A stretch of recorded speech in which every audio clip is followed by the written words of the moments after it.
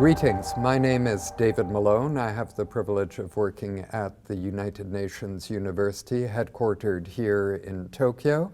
And we have as a guest visiting us today, Anand Giridharadas, who is a writer, both of journalism, commentary mainly, analysis mainly, but also a writer of books, both on India and recently on a tremendously compelling story centered on a murder in the United States, a real-life story which has been made into a movie now that we'll all be able to enjoy in a year or two. Anand, welcome.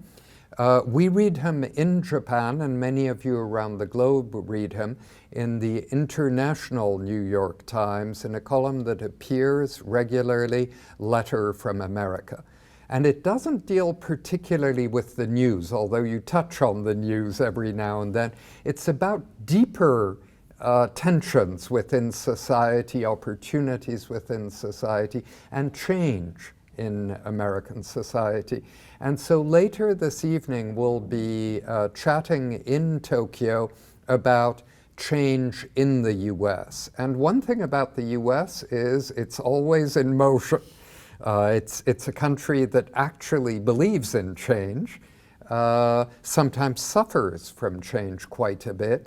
And so to start off on something topical, and then we'll move to perhaps deeper trends in American society, I wanted to ask you about politics in the US. We're about a year before a presidential election, and we see one party with a clear front runner, and the other party, the Republicans, seem to have been having a public nervous breakdown in some ways. And I wanted to ask you whether this is something that you find of interest and what your take on it would be. Well, it's great to be here with you in Tokyo, getting a brief 2-week refuge from Donald Trump stories. Look, it is a fascinating election season, and fascinating is not to say whether I think we'd be very well governed by Donald Trump, but I think to step back and look at this cycle, actually in both parties, you have the unthinkable happening. You have Donald Trump, who is respected by almost no leader in the establishment of the right half of the country, about to take over the party that disdains him. And you have on the left a socialist, not in the top-ranking spot, but a lot closer to winning. I mean, socialism is normal in a lot of places in the world. It is considered a kind of deviant activity in the United States. And to have a socialist polling at the level that Bernie Sanders is polling is almost as unthinkable as having Donald Trump leading the Republicans. And so I think what you're really seeing is a story of an emergent populism in the United States. We've been talking for a few years now about the level of public distrust in institutions, widening inequality, a working class in the United States that essentially has seen its fortunes stagnating since 1978, a super rich that is commandeering more and more of the nation's income. We know these things have been happening, and we've been promised that maybe this would show up in our politics at some point, and now it's shown up. And now you have so many people who are angry with not just this policy or that policy or this tax or that tax, but with anybody in a suit in general, that I think they are daring to think unthinkable things. And on the right, that's leading them to Donald Trump, who has supported Democrats and has a lot of weird positions and is to the right of the Republicans in some ways and to the left of them in a variety of other ways. And then on the left, a socialist in Bernie Sanders, who is not an unknown quantity, has kind of been a bit of a joke in the Congress for a while as that one crazy white-haired socialist from Vermont, and who suddenly has had this moment. And it just tells you, to my mind, the level of despair among a very large number of people at any kind of mainstream institution having any capacity to improve American life. Well, building on something you alluded to in passing, sort of rage, in a sense, over economic disparities in the U.S., sometimes despair over economic disparities in the U.S. The debate about inequality, which has been quite a lively one for the past couple of years on the financial pages of papers, but also on the news pages of papers, do you see this as a passing thing, or do you think it's going to be a real driver for change in America? I don't think it's a passing thing at all. I think a lot of people who find themselves on the fortunate side of the divide would love it to be a passing thing. Much as I would love to, to have weekends be 3 days long. But the reality is, this is not simply about inequality. This is not simply about the fortunate doing a little bit better than they've been doing before. This is inequality in the context of essentially a meltdown, socially, economically, culturally, of an enormous number of working, middle class, and poor people in the United States. Almost all the new income that the country has generated since the crisis has gone to the top, I think, 1%. You have an enormous amount of the wealth in the country now controlled by a smaller number of people than ever before. 158 families in the US gave half the money in the entire presidential campaign. So half the money influencing who wins comes from 158 families. Yes. And if you took the neighborhoods where those 158 families live, they only live in 8 or 10, 12 neighborhoods around the country, put them together, the area, the city limits would be smaller than New Orleans. You have a situation where people who work for a living at the lower end of the distribution their family structure is essentially falling apart because they can't hold down jobs. You have more people in prison than anywhere else in the world. You have a real loss of hope. Essentially, people, doing regular work are making less money adjusted for inflation than they made in 1978. In this period where, we've gained access to the internet and trade has opened up around the world, and all these amazing things have happened, and it literally has not made working people in the United States a dime richer than they used to be. And I think this is starting to reach a boiling point. And I think people are starting to realize that this is not just inequality in the sense of some people doing better than others, which Americans have always been very tolerant of, but something more like a hijacking. And I think the people in the back of the plane are starting to understand that something has to be done. Mm. Now, neither candidate actually is proposing to do very much about this sense of sharply rising inequality in American society. Do you think politicians will eventually be pushed to get practical about some measures they could adopt? Again, I think if you look at individual positions, no one has a total solution to this. But I would say if you look at some of the things being proposed in different corners of this race, you're actually starting to see some pretty aggressive measures. So you have on the left Bernie Sanders saying, let's make every public institution of education in this country free, not have a billing department. That would be an extremely significant shift in American life. On the right, you have Donald Trump, who's a billionaire himself, saying, let's tax hedge fund managers who essentially have been taxed at a lower level than their secretaries because they are taxed on capital gains instead of income. People making $1 billion a year. I mean, America now has several people who make $1 billion a year in income being taxed at a lower rate than school teachers. And Donald Trump, on the right, has said, let's tax them at a higher rate. Again, that's a very unusual position in the context of an American right wing that really never suggests raising taxes on anyone.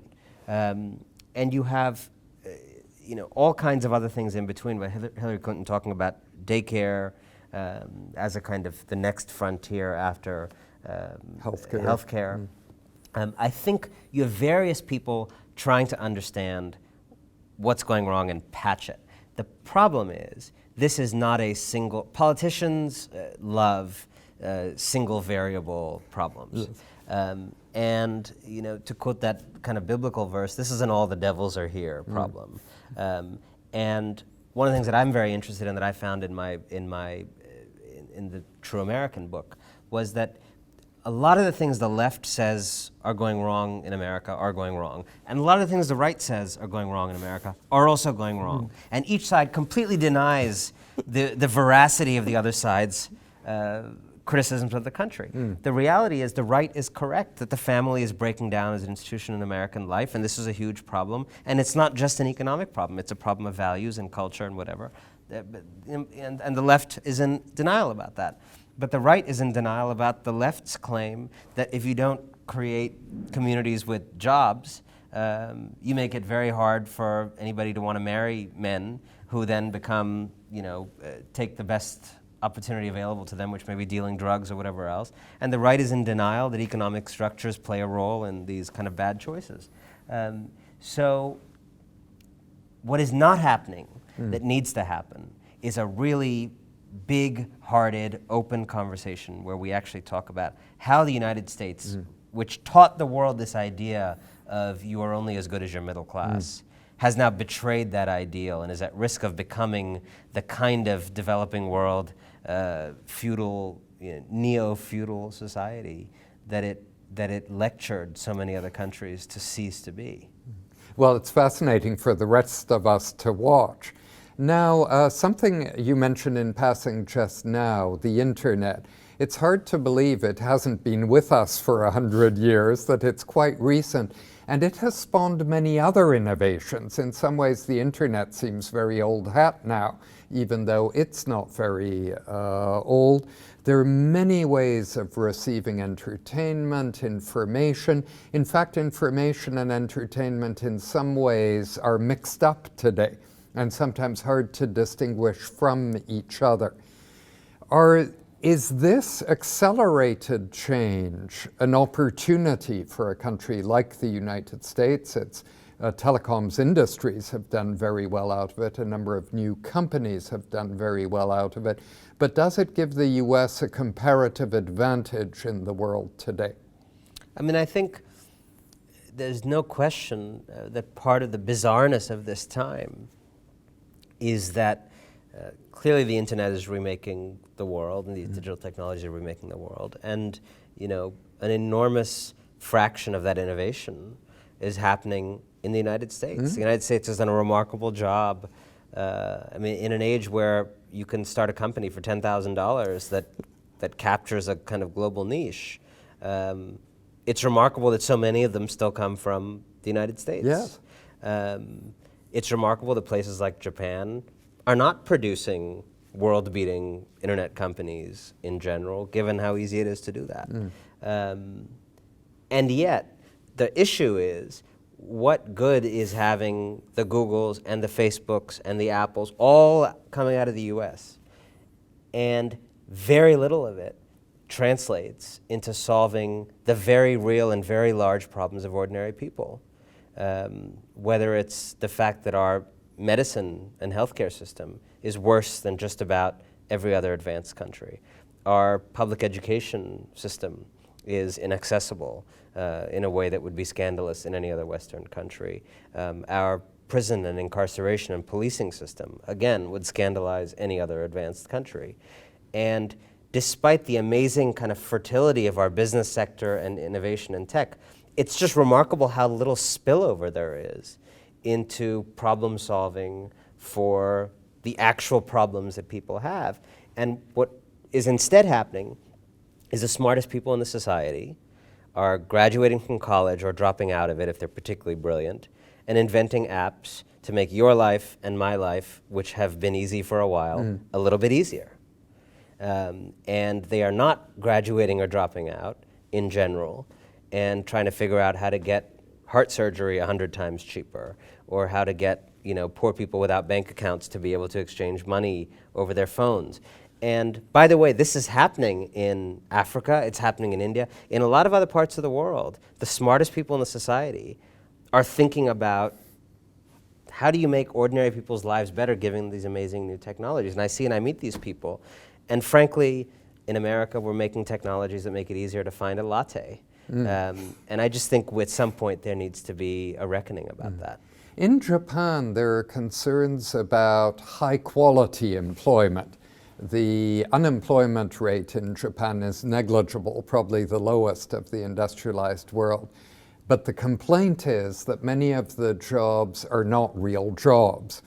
And are there worries in the United States about the types of quality jobs that seem to exist perhaps 30 years ago?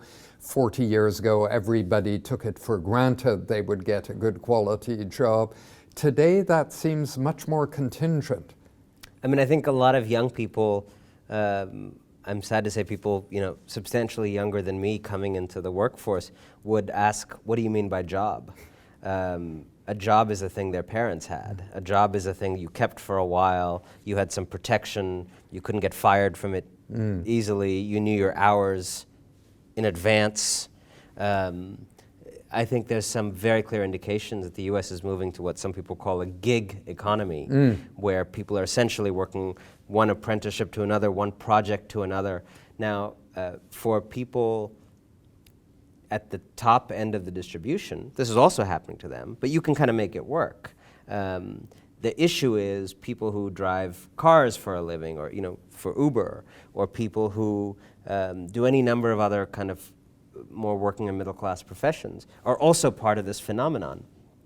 And you're starting to see situations where companies, to optimize their balance sheets, are essentially putting all the risk onto workers. And you have an issue of, to take one example, something called dynamic scheduling, where to save a little bit on wage bills, companies now change workers' schedules week to week, or every 2-week cycle. And so you don't work the 9 to 3 shift at Starbucks every day anymore, although Starbucks, by the way, changed this after it was exposed. But you don't work the 9 to 3 shift at your employer anymore. It's changed every week. Monday you're working this, Tuesday you're working that, based on these intricate big data calculations probably being made in some mountain in North Korea about how the rest of us should live.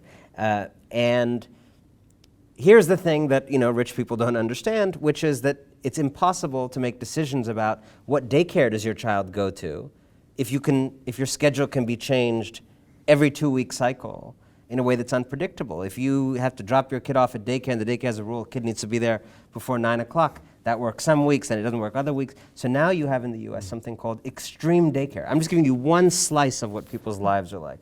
Extreme daycare, to cater to all these people who have no predictability from companies that are trying to save a little bit and optimize a little more. These daycares now, 24-hour daycare. You can drop your kid off at any time. If Walmart puts you on a 4 a.m. shift, you can drop your kid off at 3 a.m. and pick them up at 7 a.m.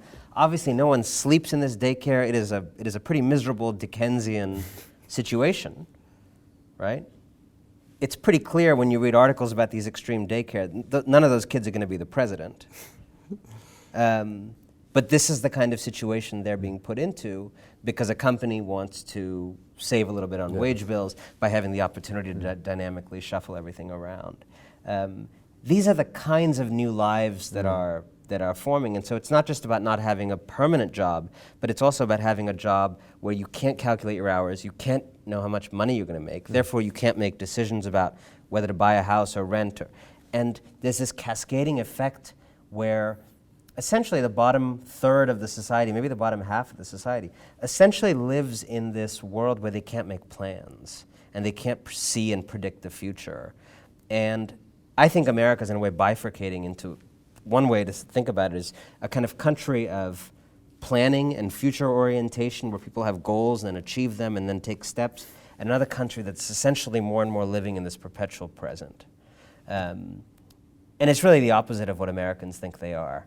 And so there's a real question about trying to bring reality into line with ideals. Now, to conclude, shifts in American culture, innovation, which is constant, it seems to me, in American culture, as it is in Japanese culture. What are some of the things you find interesting, both positively and negatively, in American culture? I think on the negative side, it's just to reiterate the idea that there's such a profound amount of innovation that's happening that is simply not being deployed to problems that matter. I just think it's, people are not the owners exclusively of their talents and gifts and of their educations. I mean, there is some idea of a kind of public trust when you get to be someone in a position who can make a difference, and you should use that in ways that actually benefit people instead of inventing an app that helps it, makes it easier to get restaurant reservations. And I think there's a real question about whether this whole innovation boom is really in some ways deformalizing developed economies. Certainly where I sit as a privileged person living in New York, the real shift through all this technology in the last 5 years for me has been all the new forms of servitude that are completely familiar in places like India, that were quite inaccessible in places like the US, that have now become easier. Getting a driver to come to your house, getting a cleaner to come to your house, all these things have become a lot easier in the 5 years. And technology has essentially made it easier for privileged people to summon, help, instead of really increase the opportunities for regular people. On the positive side, I would say, I think the United States is, despite all of these pressures and tensions, it's going to become, in my lifetime, a majority-minority country. It is, again, leading the way on gay rights in a way that I think has created, the same kind of leadership around democracy that you had in the Cold War era, where there was a real set of values the U.S. stood for that a lot of people didn't. I think the U.S. is actually, after many years of squandering any such ability to preach to anybody, the U.S. actually now, along with many countries in Europe, has a story to preach around gay rights that's actually incredibly important. And the U.S. is on the verge, in a way that is not happening in Europe, of really developing a true post-ethnic society. It really has kind of everybody there, certainly imperfect, full of tension. The issue with African Americans is particularly unsolved. And yet, I think I'm always awed by the scale of what the U.S. has attempted. And at its best, it has attempted to be a place where you can come from anywhere and be American more easily than you can elsewhere, and be put into this incredibly successful machine. And I think that is an incredible, incredible story. And I think the question facing the country is, to what end will that energy and passion that has been gathered from the world, to what end will it be used? And perhaps for that reason, the United States remains the most admired and in some ways the most hated country in the world. It's a country that leaves no one indifferent, and on different issues, to different people, what they in a way perceive from America, in part, is what they project on it in terms of their own aspirations. You could say it's the Donald Trump of nations. Indeed. Anand, thank you very much. Wonderful to have you here Thank with you for us, having me. and I look forward to our public conversation later. Thank you. Thank you.